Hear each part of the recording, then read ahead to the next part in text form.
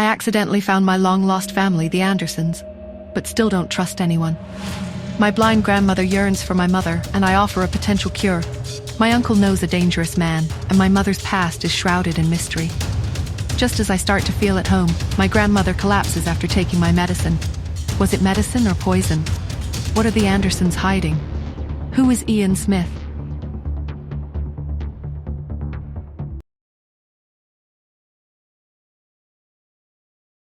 Nobody believed me, but I did the impossible. I cured my grandma's blindness.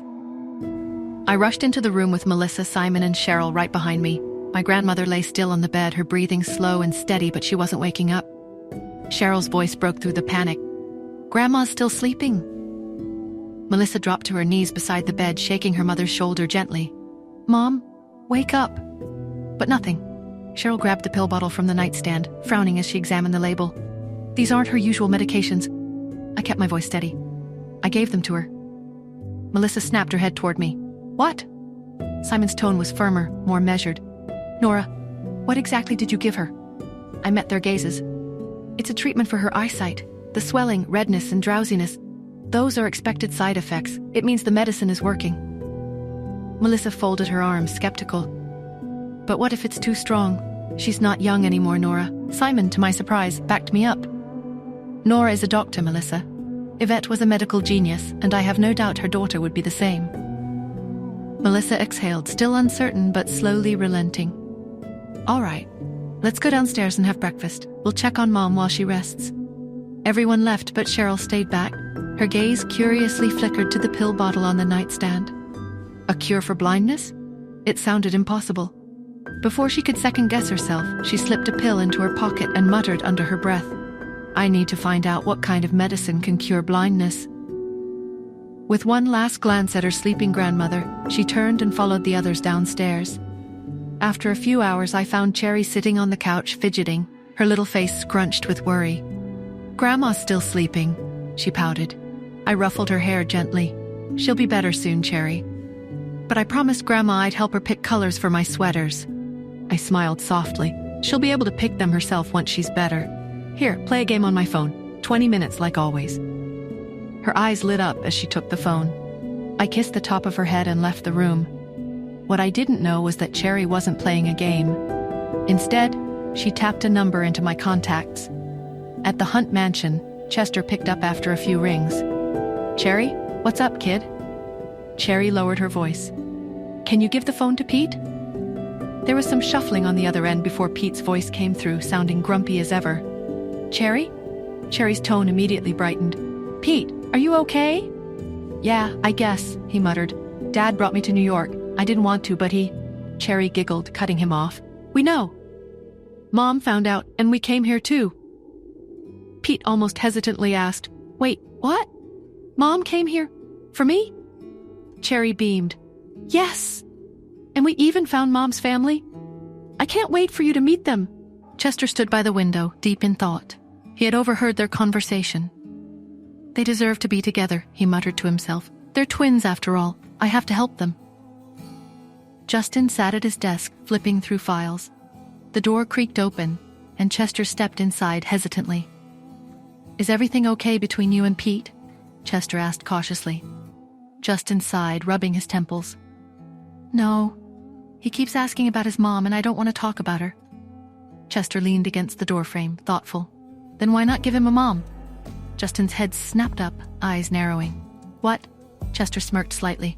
"Marry someone. Give him a mother figure." Justin's expression darkened. "That's ridiculous." Chester shrugged. "What about Nora?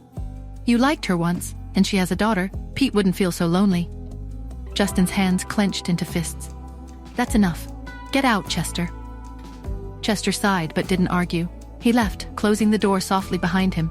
Justin leaned back, staring at the ceiling. His voice was low, bitter. "Nora as Pete's mom? Never. She betrayed me. I won't let her anywhere near Pete or me." Later at night, I was working at my desk when a knock interrupted me. "Come in," I said, not looking up. The door opened, and Sheril stepped in, a small notebook in hand. "Hope I'm not disturbing you," she said lightly. I glanced up and smiled. "Not at all." "What's up?" She settled into the chair across from me. I was just thinking about Cherry. She's adorable. She told me all about helping Grandma pick sweater colors. I chuckled.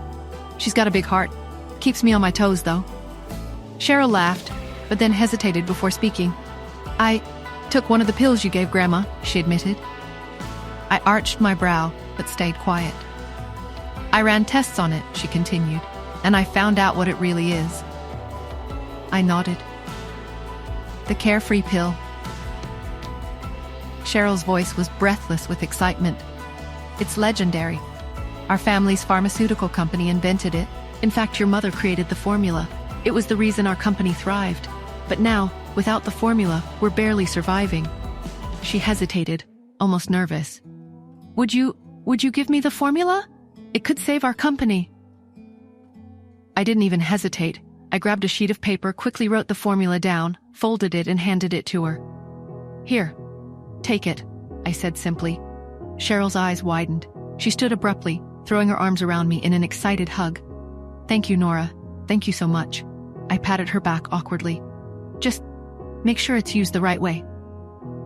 She nodded eagerly and rushed out. The next morning in the living room, I sat across from Melissa, sipping my coffee, when the door banged open. Sheena, my mother's younger sister, strode in. The second she saw me, her expression hardened. So, is she who I think she is? She scoffed, her arms folding across her chest. Melissa's face brightened. Yes, Sheena, this is Nora. Sheena's eyes narrowed. The daughter of the woman who ran away and disgraced our family finally decides to show up? I held my gaze steady, refusing to react. She sneered. She didn't care about anyone. She married some loser and disappeared. And now her daughter walks in like she belongs here. What do you want? Melissa let out a sigh, already exhausted by Sheena's hostility. Sheena, that's enough. Nora is treating Mom's blindness. She's here to help. Sheena let out a bitter laugh. Help? Where's Mom? Melissa remained patient. She's resting. The medicine takes time. Without another word, Sheena stormed upstairs. A few moments passed before she returned in fury. You might not even be a real doctor.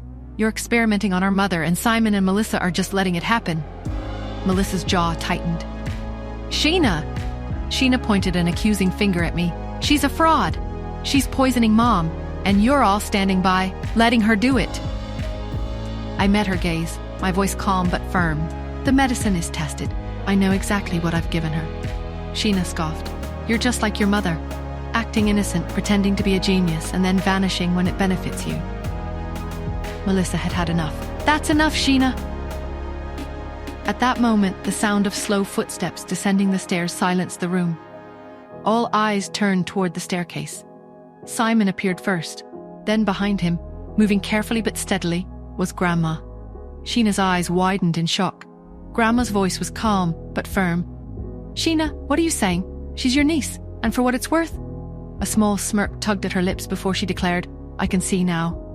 Everyone gasped. Melissa's voice trembled. Mom, you can really see? Grandma chuckled lightly.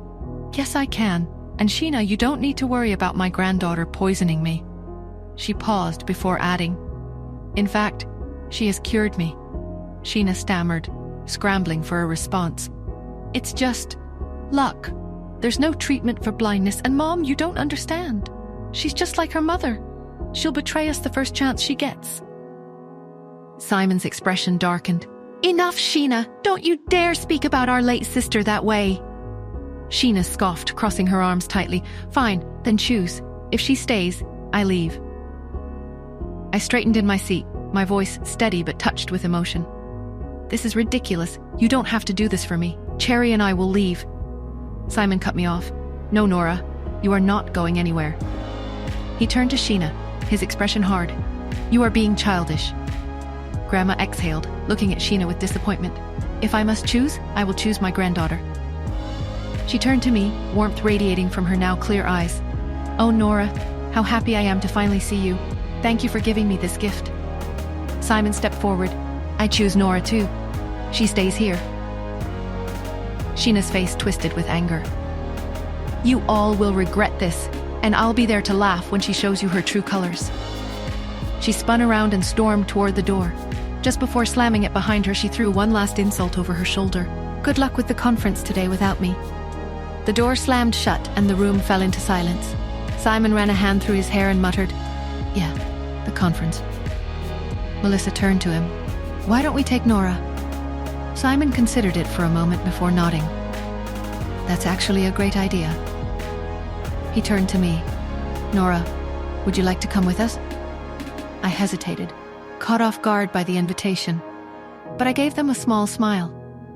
Sure, I'd love to. By the time we arrived at the conference, it was night. I wasn't expecting the conference to be this huge when we walked in.